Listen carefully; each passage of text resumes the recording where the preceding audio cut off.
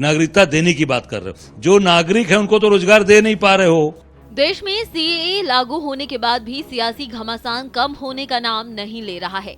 UP में भी इसे लेकर सियासत गर्मा गई है। योगी सरकार में मंत्री और सुभाषपा नेता ओम प्रकाश राजभर ने सीएए को लेकर विपक्ष पर भटकाने का आरोप लगाया, तो वहीं कांग्रेस नेता अजय राय ने कहा कि बीजेपी ध्रुवीकरण की राजनीति कर रही है।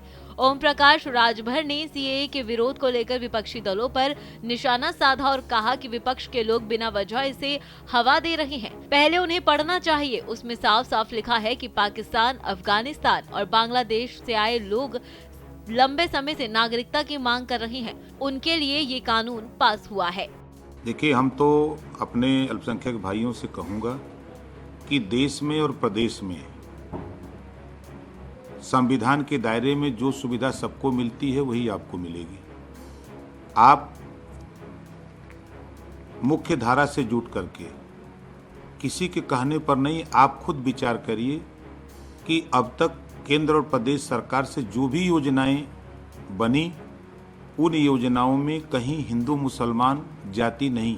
जिस तरह बाबा साहब डॉक्टर अम्बेडकर जी ने संविधान में कहीं नफरत नहीं लिखा है, उसी तरह एनडीए की सरकार जो भी काम कर रही है उसमें भाईचारा, मिल्लत, सबको बराबरी, सभी गरीबों को हक दिलाने की बात हो रही है। राजभर ने कहा, विपक्ष के लोग कानून पढ़ते नहीं हैं, ये सिर्फ वोट की राजनीति को हवा दे रहे हैं। सरकार अपने काम के लिए कटिबद्ध है, सरकार किसी के साथ अन्याय नहीं करेगी। यूपी के अल्पसंख्यकों से कहूंगा कि आप निश्चित होकर रहिए, आपको डरने की जरूरत नहीं। जो हिंदुओं के अधिकार हैं वो आपके भी रहेंगे।